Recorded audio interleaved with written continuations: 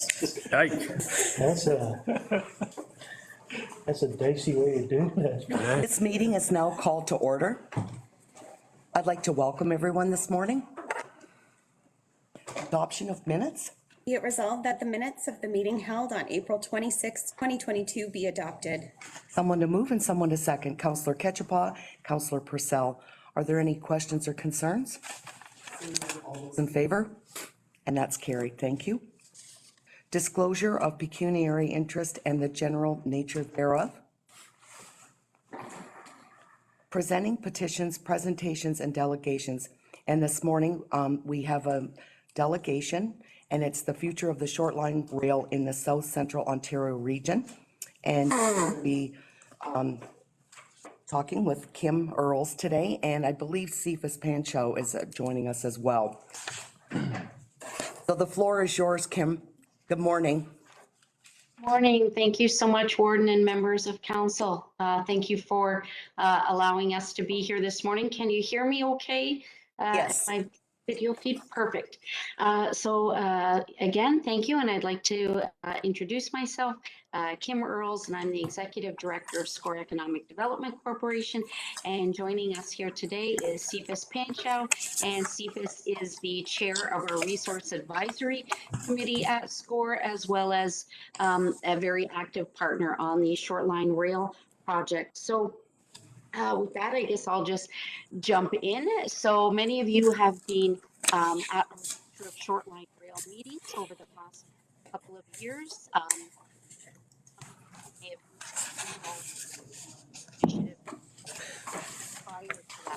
Kim, we're having a problem hearing you. Oh, so sorry. It seems to be cutting in and out. Okay, I'm gonna just get a little closer to my laptop here and see if that's better. Is that a little better? Yes, it is, Kim. Okay. So yeah, this is an initiative that has been sort of on our radar for some time. Back in 2014, some of you may remember there was some talk of short line rail back then, and it continues to today. So overview of the project. The Cayuga subdivision runs roughly from St. Thomas through Elgin County into the southern parts of Oxford County and into Norfolk County. It is a short line rail. The rail is actually owned by CN, and there are a number of industries along that line, mainly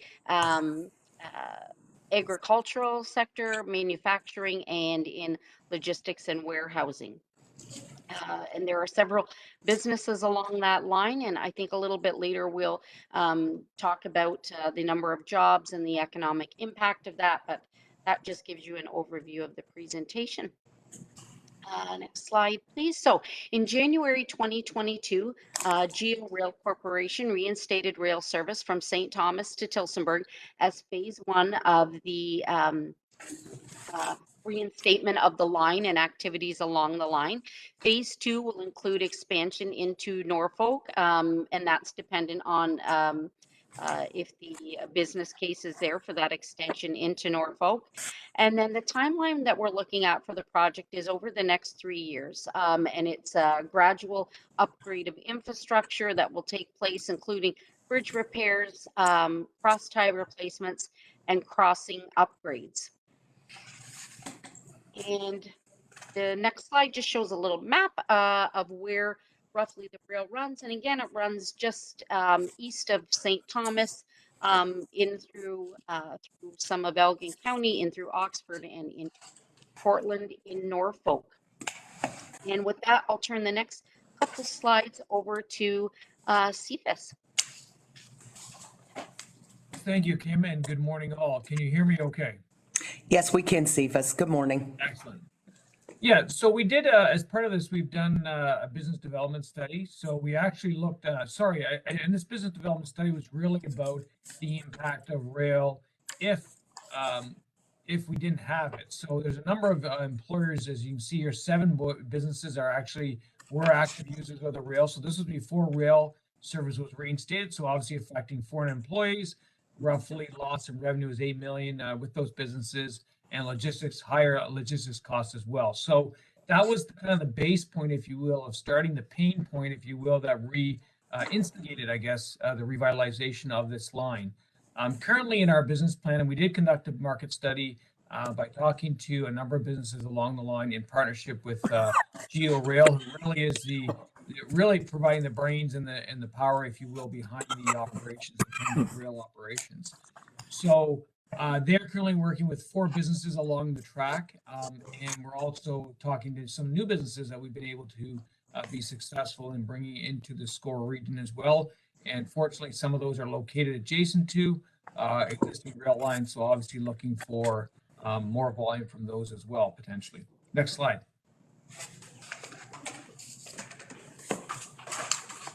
Yeah, and one of the key things here in terms of the, I guess the business case for this rail line is, hey, it's great. We have 7 existing companies, 4 potential new ones we're working with. That's 11. That's great.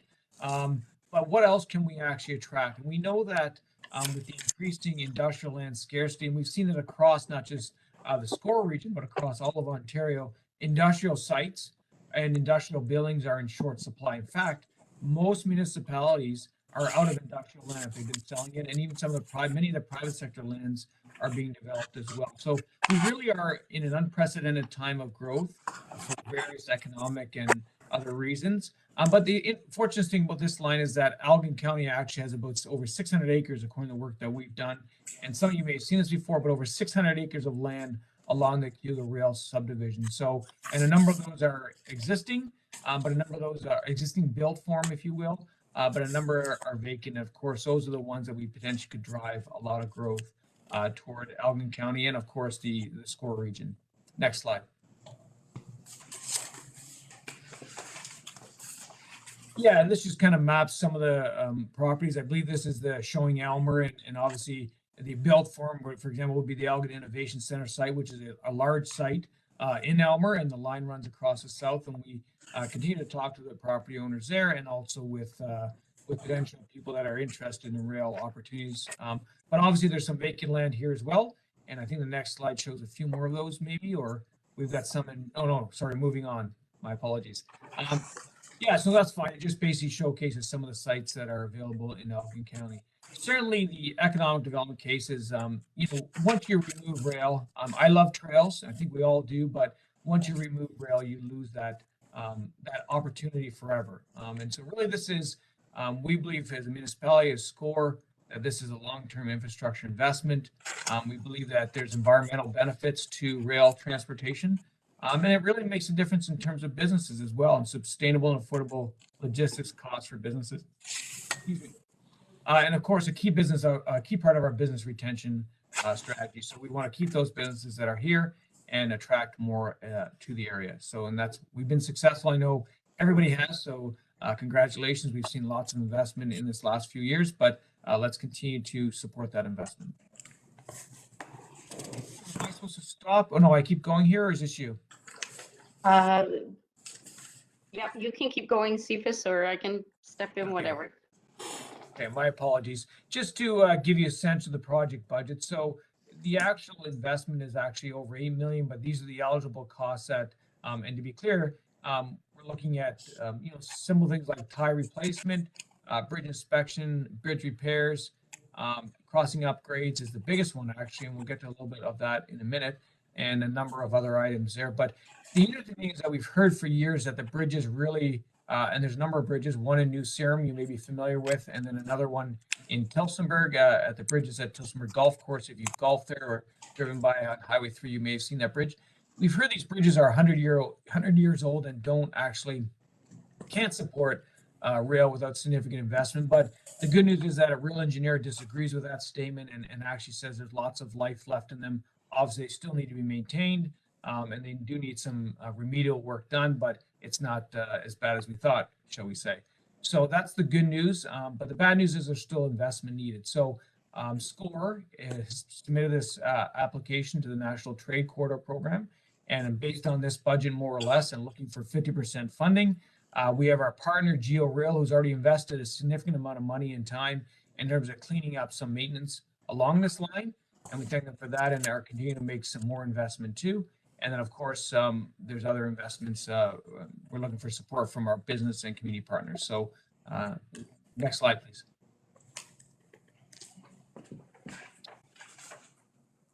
All right, I think this is where you jump in, Kim, or? Yep, Oh, absolutely. So that's okay. So we're to the stage, as Stephus had mentioned, we have done the market development study and looked at the economic impacts negatively if we were to not have rail in the region. And certainly, as Cephas had mentioned, with the pandemic, it certainly highlighted logistics and supply chain issues related to various modes of transportation, and so rail is definitely one of those. So we made application to the National Trade Corridor Fund, which is a national funding program that supports large-scale infrastructure. And the stream that we applied under was fluidity of regional supply chain streams. And that funding is a 50% matching funding. And so with the funding application, you are required to demonstrate regional support for your project, not only in kind, but they're also looking for cash investments for skin in the game to just ensure that, yes, this is a regional project and has some importance. We've also had some discussions with provincial ministries, and although there is currently no funding at the province for rail, we've had some great conversations and support from the staff and MTO as a ministry there. And finally, we need to demonstrate that there is municipal support and with that, some municipal funding. So I think I didn't mention, we did make the application for expression of interest, and it was deemed a strong enough application to move us on to the next portion of the funding, which is the full application process. And the full application funding is an $8 million project. And again, Geo Rail would be taking on the bulk of our 50% match, but we do need to demonstrate other regional buy-in as well. So next slide, please. Cephas, did I miss anything in that? Okay, thank you. Next slide, please. What we're asking for you, Council, today is a letter of support and a financial contribution over the life of the project, which is a 3-year project, and the financial contribution would be $150,000. We're asking the same from Oxford County. And the crossings that Cephas mentioned, the majority of them are in Elgin County. And I believe that you had received earlier a more in-depth presentation that may have showed all of the crossings in the county. And so that is our ask to you, Warden and members of council today. And with that, yeah, there's a final slide that sort of highlights and identifies all of the crossings within Elgin County and the ownership as to what municipality they're in. And so I won't go through those in great detail, but as you can see, there are a significant amount within Elgin County.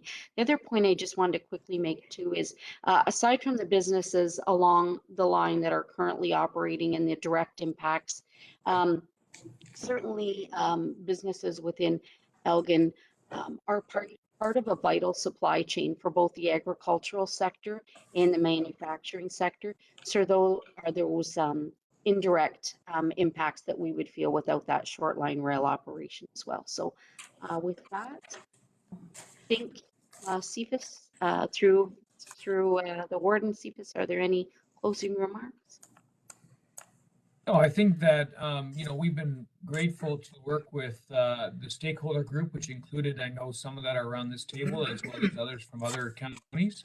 And I think that we've had good support through this process, and frankly, we have a great partner in GeoRail that's helping us bring this to life. So I think we're excited about the opportunities. We know that there's still some tough slogging ahead, but certainly excited to work with you and SCORE and hopefully realize a significant long-term sustainable rail line in this region. So thank you. Thank you, Kim and Cephas. I'll turn it over to council to see if they have any questions for you. Council, do you have any questions concerning this report? Councillor Mennel. Just the questions on the crossings. Are you going to be upgrading the crossings or just rebuilding what's already there? Through through the warden to Councillor Mennel. So the crossing upgrades themselves. So, and I'm thinking this, I hope I have this right. The crossings themselves, that will be dependent on the municipality and GeoRail to determine what the level of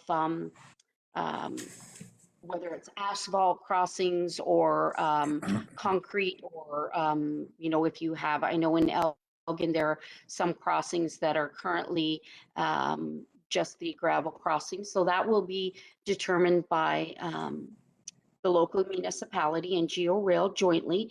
But our hope is to upgrade, our plan is to upgrade all crossings so that the weight capacity of the rail itself can be increased to be more in line with the Class 1 rail weight, and thereby able to service a wider customer base. My question is regarding, in fact, I was on Hacienda Road just north of number 3 highway, and when the train came, one of the fellows got off and was directing traffic until the train went by. So I'm just wondering if you're planning on putting lights in there or whatever you're going to do. Yeah, so currently, through the warden to Councillor Mennel. So currently the plan includes upgrades for electronics and safety of crossings as well. And I'm not sure if Jerry Giannette is on the line from Geo or not. He might be able to speak more specifically to that. But yes, we're definitely have included in the budget electronics where required. Okay, thank you. Are there any further questions? Councillor McPhail. Yes, Madam Warden, through you to our guests. I've had the experience of spending many days, many trips over that Cayuga sub from St. Thomas. We at one time had a CN way freight that went from St. Thomas all the way to Cayuga and back 5 days a week. Over time, I watched the business dry up to finally the point that they didn't bother servicing it anymore. And one of the problems, and this is if you've got someone from GeoRail there, one of the problems that I seen working that line was the fact that availability of rolling stock, trying to get the rail cars in if you were a grain facility that wanted to ship rail cars, it was very difficult, and that's when CN owned it themselves. Now, I don't know what's going to happen with a third-party rail line and the competition with rolling stock. You quite often hear the shortage of rail cars, even from producers in the West trying to ship their product out of the West up to Churchill to the seaports.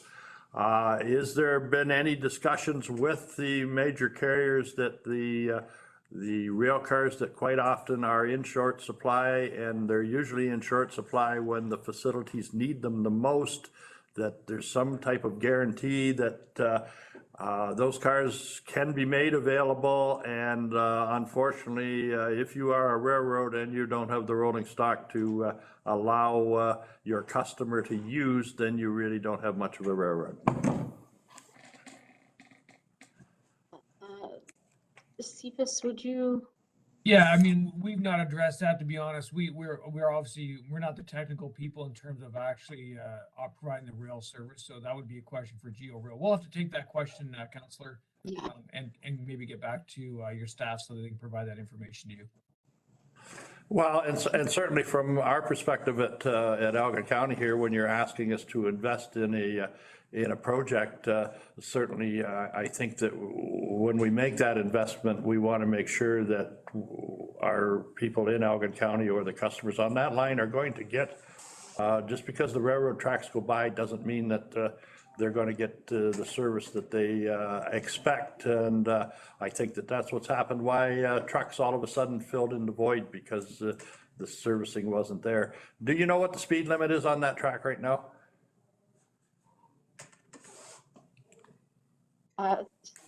Through the warden to counselor, I believe it is at 15 right now.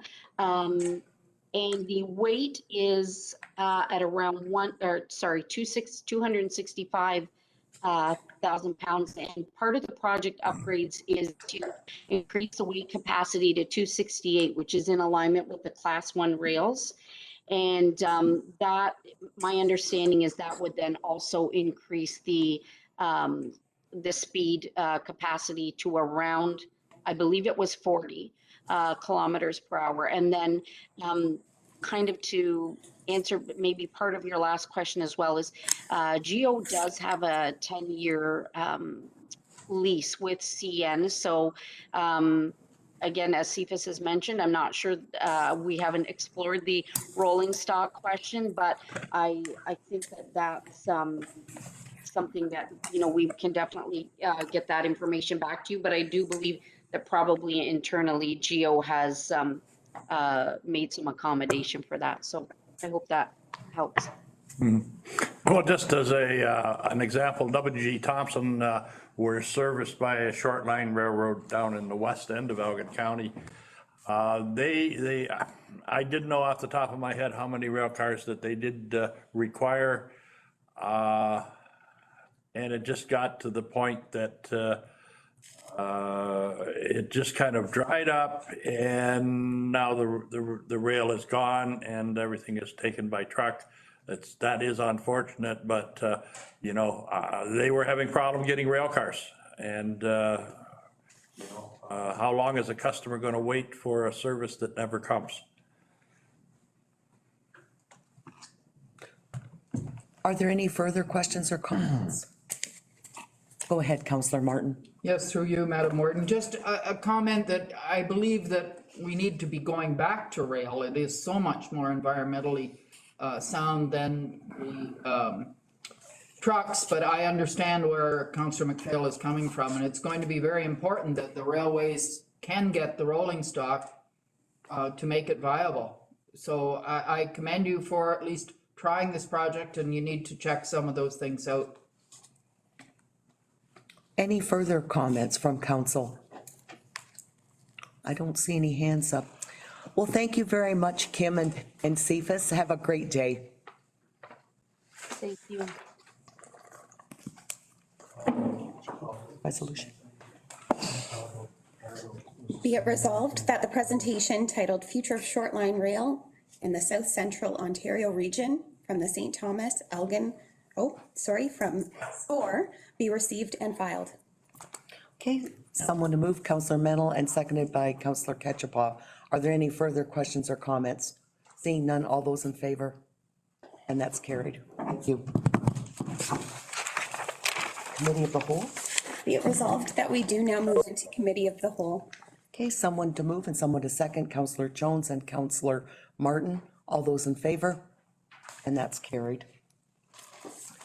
The first report up is the Warden's Activity Report. Resolved that the report titled Warden's Activity Report dated May 2nd, 2022 from Warden French be received and filed. Okay, someone to move and someone to second. Deputy Warden Marks and seconded by Councillor Jiguer. And I'll just give a little bit of an overview, quick. One of the items on this report is our gala that we had in for fundraising for Terrace Lodge. And actually, it's gone up to about 27,500, and we're still counting. So I would like to thank everyone, staff, all the people that donated, the people that attended the gala. It was amazing, and the support for Terrace Lodge, it's just outstanding. And thank you, Councillor Jiguer. You are a great help, and I'm sure your committee is quite pleased with the fundraising, to say the least. Okay, are there any questions for this report? Okay, all those in favor? And that's carried, thank you. The next item up is the 2021 Annual Library Performance Measurements. Be it resolved that the report titled 2021 Annual Library Performance Measurements dated May 10th, 2022 from the Library Coordinator be received and filed for information, and that a copy of the presentation be submitted to local municipal partners within the County of Elgin. Okay, someone to move and someone to second. Councillor Jones, and seconded by Councillor Mennel. And I'll turn this over to Natalie. Good morning, Natalie.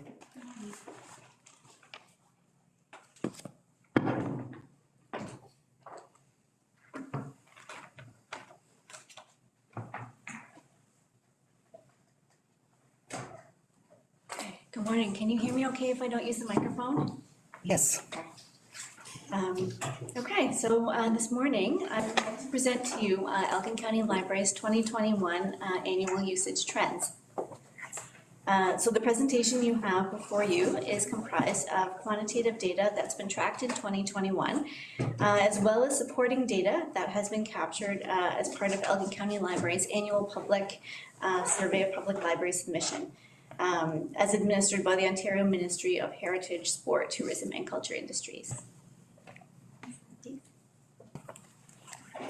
So this data is presented as an infographic, and we will review the 7 sections as presented here in the following slides. Then we will review next steps and service goals for 2022. So this infographic demonstrates how the residents of the County of Elgin physically and virtually used library services in 2021.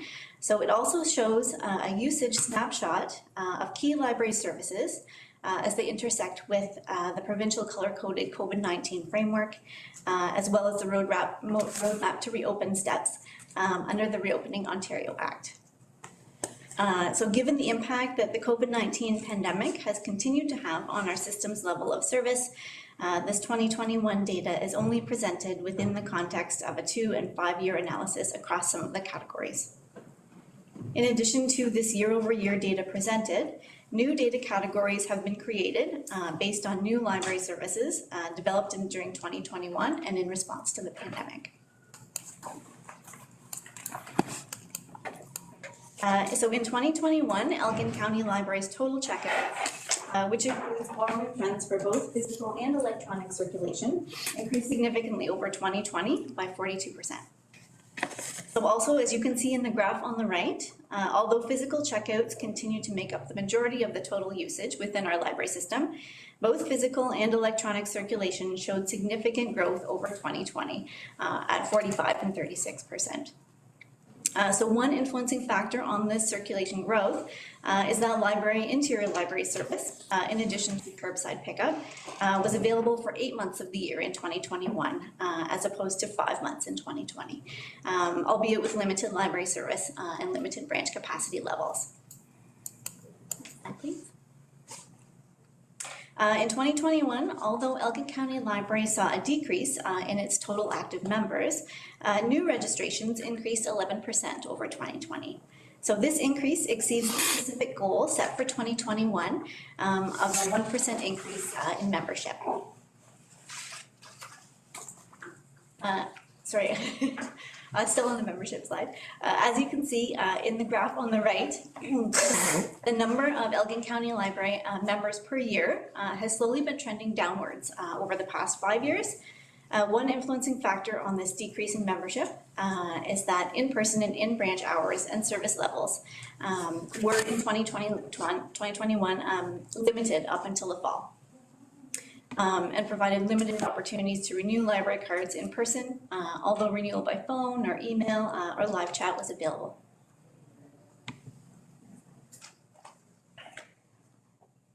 Okay. This particular slide captures digital usage of online library services. So this includes Wi-Fi, catalog use, holds placed online in a library user's account, and library live chat questions answered. Usage of all of these virtual services has significantly increased over 2020 from 29 to 44%, except for the Wi-Fi sessions, which saw a significant decrease by 39% over 2020. So one influencing factor on this increase in digital usage is that the province mandated branch closures and state of emergency declaration due to the third and fourth waves of COVID-19 resulted in community members continuing that work and stay-at-home lifestyle. Also, as you can see in the graph on the right, although the holds placed online continue to make up the majority of the total holds placed within our system, both holds placed online and holds placed in branch showed significant growth over 2020.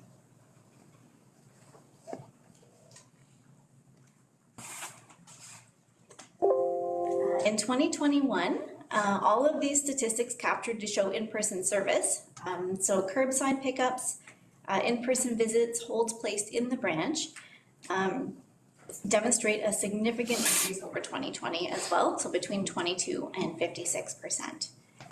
The graph on the right further breaks down this in-person service visits by branch, where overall saw an increase of 22% over 2020. So Take and Makes the stat at the bottom.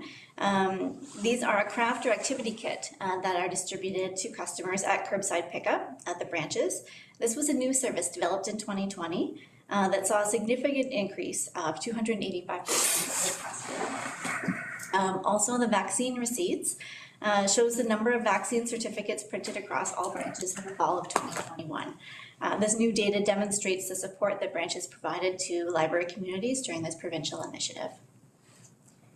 One influencing factor on this increase in in-person service was the ability of branch teams to develop and implement new and meaningful library services in response to the pandemic. So these services included creating these take and make kits, offering increased readers advisory services, and printing vaccine receipts for community members.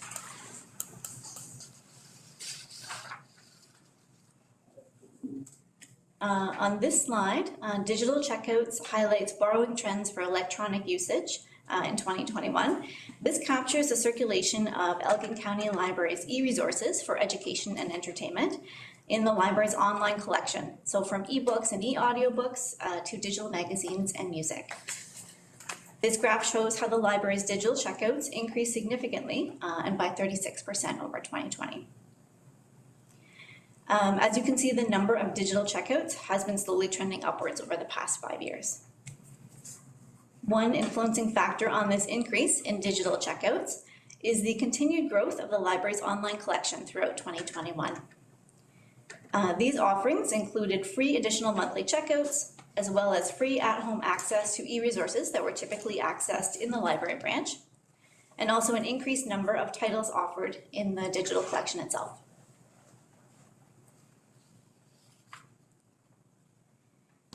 So this qualitative data presents two examples of customer comments in response to library service from the Elgin County Library Public Survey from November of 2021.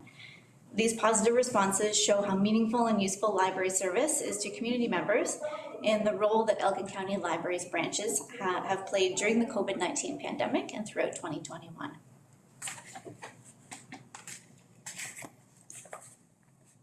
So this data is from the annual survey of public libraries, and it compares Elgin County Library's performance to peer public library systems across a variety of categories. So here is a snapshot of 3 particular categories.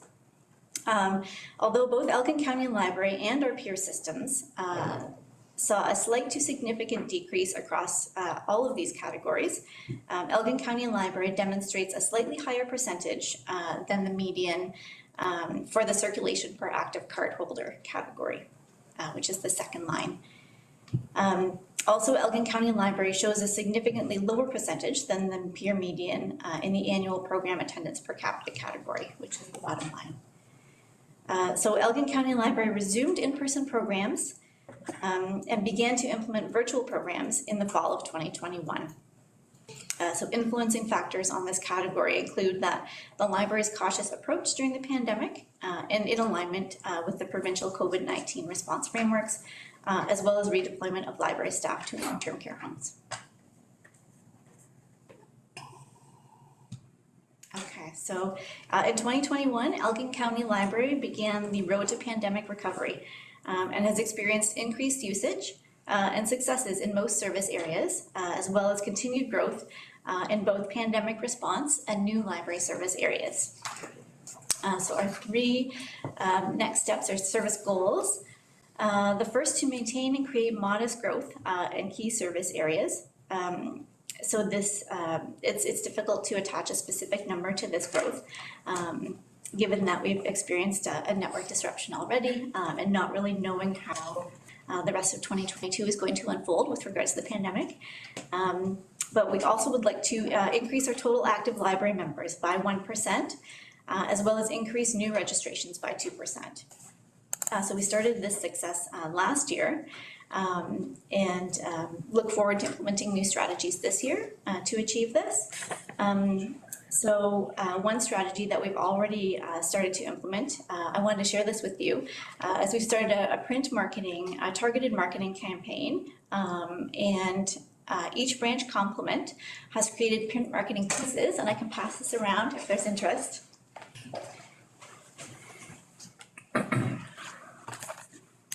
So in 2021, a few branches have done this already, or a few branch complements, created this print marketing for targeted marketing and mailed by Canada Post in selected neighborhoods within the branch community.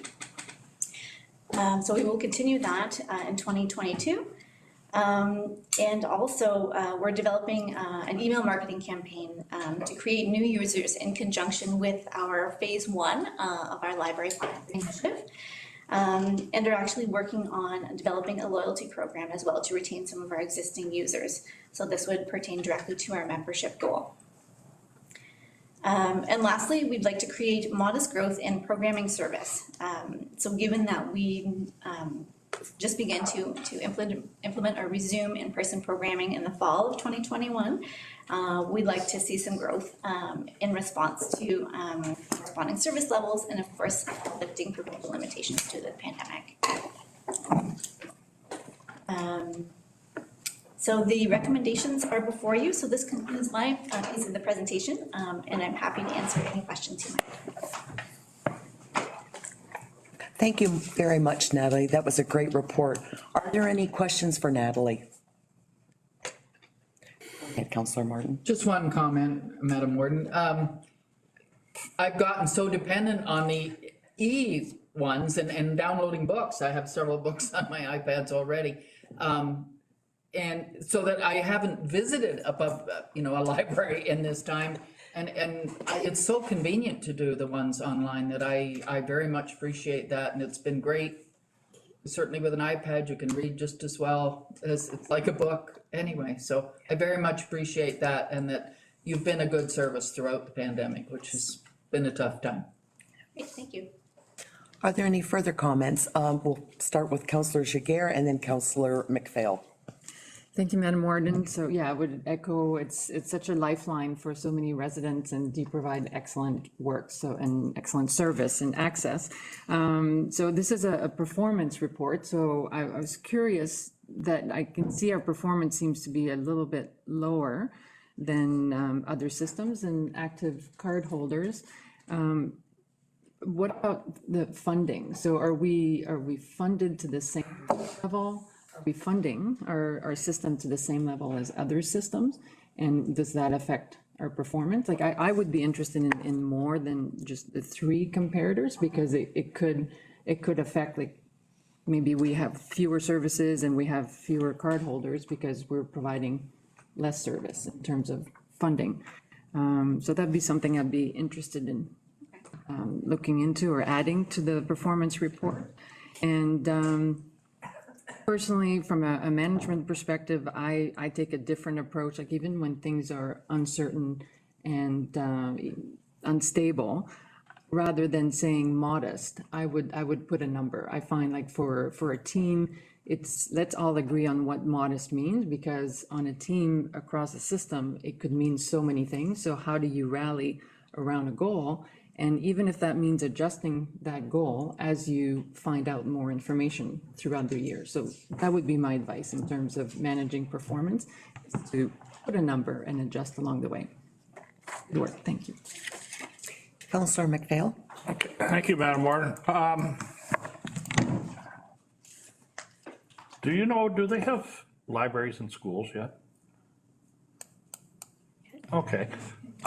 Does Elgin County Library System, do we have an open dialogue with the school boards, libraries to try to coordinate things between the two different organizations, such as making sure that kids in elementary school are fully aware of what they all have uptown? Do we have that open dialogue with the school board? So Madam Warden, to answer the question. So yes, I mean, we have relationships with the school board in a number of areas. One recent activity I can mention is the Forest of Reading. So we've partnered with local schools to make sure that we get these reading materials and promotional videos out to the schools. And also something else that we're actually working on is taking advantage of our ebook and e-audiobook collection as provided by Overdrive. There is actually a way that you can connect your collection with school libraries, so they would have access to any of our digital ebooks and e-audiobooks. So we're working on that partnership. Yeah. Any further questions or comments? Seeing none, all those in favor? And that's carried, and thank you very much, Natalie. Thank you. Next item up is Holmes Administration Policy Updates. It resolved that the report titled Holmes Administration Policy Updates, Resident Rights, Resident Abuse, Mandatory and Critical Incident Reporting, Requests and Concerns, Staff Reporting, and Whistleblower Protection dated May 4th, 2022 be received and filed, and that council approve the County of Elgin Homes and Senior Services Administrative Policy Manual updates to ensure alignment with current Ministry of Long-Term Care legislation. Okay, someone to move and someone to second. Councillor Mennel, and seconded by Councillor Martin. Good morning, Michelle. I'll turn it over to you. Thank you, Madam Warden, through you to members of council. Before you is the report on administration policy updates. On April 11th of this year, the Fixing Long-Term Care Act 2021 and Ontario Regulation 246/22 were proclaimed, replacing the former legislation of the Long-Term Care Home Act 2007 and Ontario Regulation 7910. The Ministry of Long-Term Care has provided timelines for policy review, revisions, and implementation of legislative changes, and this work is being prioritized by the Homes management teams. I've been working on the Holmes manual, policy manual for administration, and currently 5 policies which were included in your agenda package have been revised to align with the new legislation. I'll highlight 2 of those. The Resident Bill of Rights has increased it to add 2 additional rights, so we have 29 instead of 27. One of those is in regards to palliative care, and one of those is recognizing the caregiver support as an important piece of quality of life and well-being for our residents. And secondly, resident abuse policy, the wording in regards to the importance of immediate reporting has been enhanced, and there's been the addition of the resident support that needs to occur during those situations, as well as program evaluation requirements. The revised policy changes are being communicated to staff, residents, volunteers, and contracted workers, and mandatory staff education is being provided on-site and is being completed, started this week, and it will be available online through the Surge Learning Education portal as well. The 2 recommendations before council are that the report be received and filed, and secondly, that the policy manual updates be approved by council to ensure alignment with the current ministry legislation. And I'm happy to answer any questions you may have. Thank you, Michelle. Are there any questions for Michelle? Councillor Martin? Not a question, just a comment, and thank you for doing this. It's not easy to constantly have to review and upgrade, et cetera, and I appreciate the work you do, Michelle. Thank you very much. There'll be more to come because there's quite a number of changes. So stay tuned. Are there any further questions for Michelle or comments? Seeing none, all those in favor? And that's carried, and thank you very much. Have a good day. You too. The next item up is contract award, County Administration Building. Resolved that the report contract award County Administration Building, Council Chambers, reception upgrades from the General Manager, Engineering, Planning and Enterprise be received as presented by the Manager of Facilities, be received for information, and that K&L Construction, Ontario Limited, be awarded the County Administration Building, Council Chambers and Reception Upgrades Project, tender number 2022-T09 at a total price of $1,113,600 exclusive of HST, and that the Warden and Chief Administrative Officer be authorized to sign the respective contract. Okay, someone to move and someone to second. Deputy Warden Marks and Councillor Jones. Good morning, Jean, and I'll turn it over to you.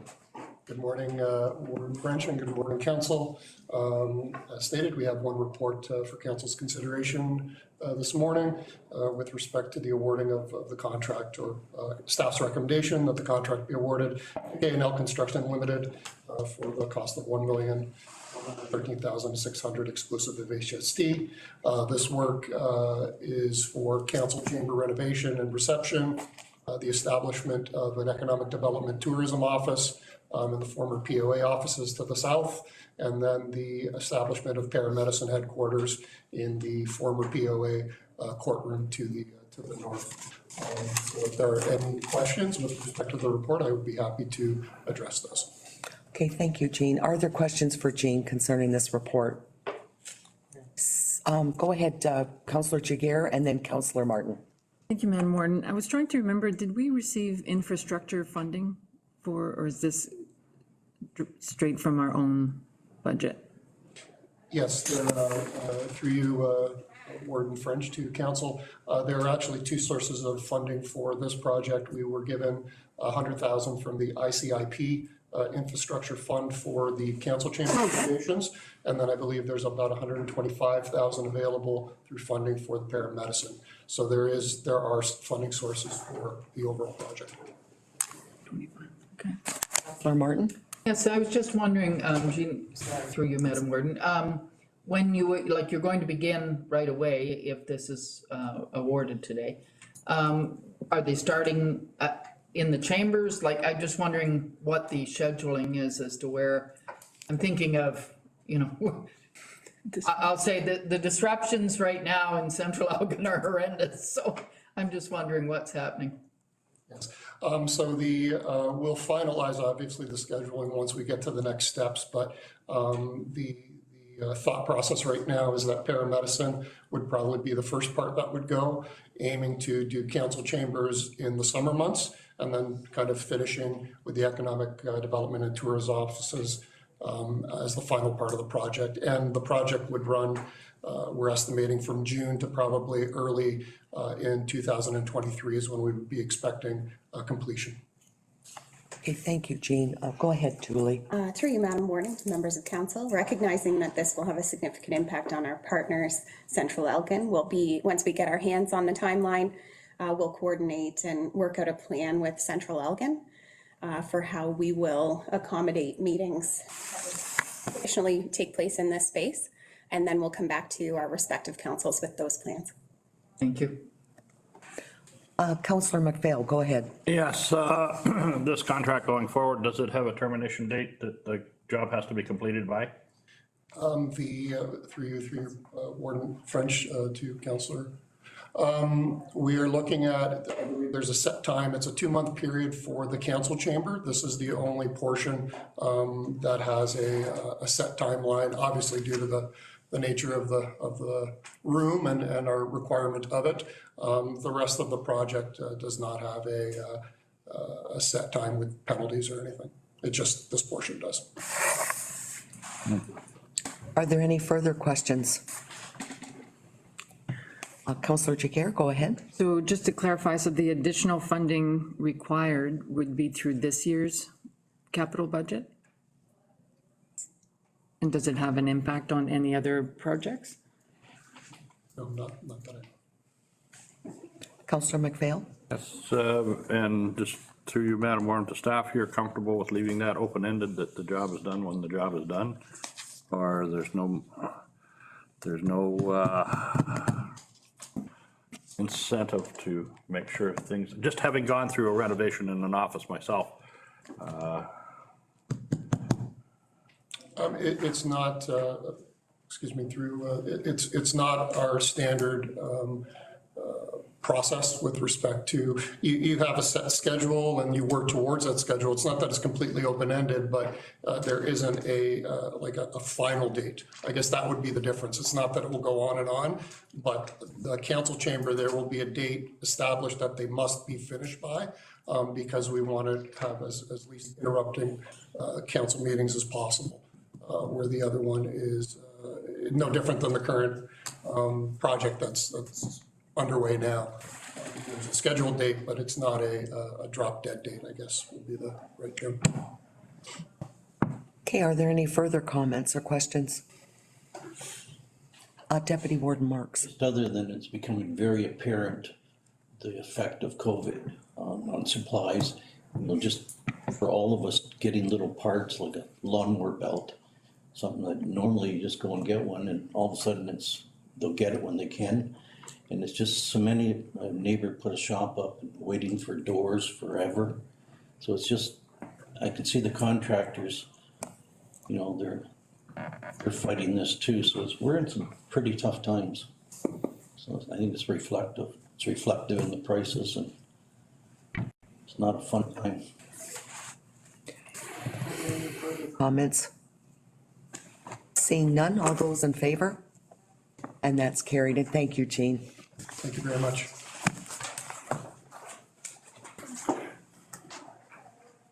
Council correspondence, there isn't any. Other business statements and inquiries by members? No notice of motion. Are there any matters of urgency? Closed meeting. Be it resolved that we do now proceed into closed meeting session in accordance with the Municipal Act. Discuss the following matters under Municipal Act Section 239-2. In-camera item number 1, which was a property matter, deferred to your next meeting.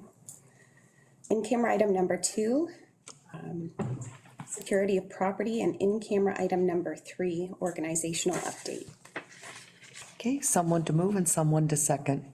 Councillor McPhail and Councillor Purcell. All those in favor? And that's carried. And would everyone like to take a brief recess for about 5 minutes?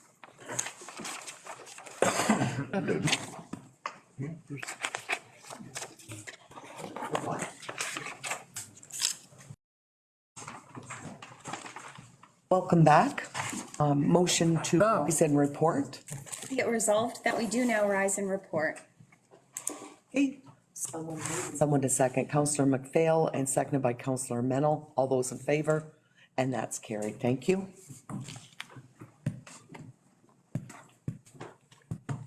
Okay, motion to adopt recommendations.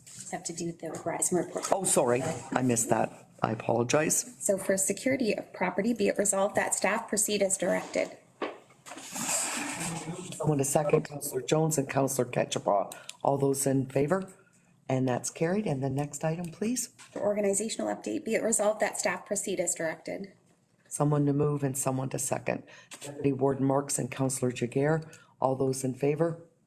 And that's carried. And now we'll move into motion to adopt recommendations from the Committee of the Whole. Be it resolved that we do now adopt recommendations of the Committee of the Whole.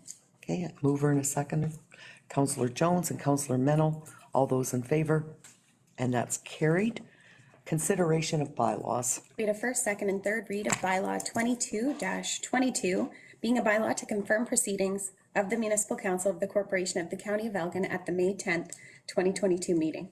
Okay, someone to move and someone to second. Councillor Martin and seconded by Councillor Mennel. All those in favor? And that's carried. And adjournment. Be it resolved that we do now adjourn at 10:40 a.m. to meet again on May 24th, 2022 at 9:00 a.m. Moved by Councillor Jones and seconded by Deputy Warden Marks. All those in favor? And that's carried. And thank you, everyone. Some corn planters.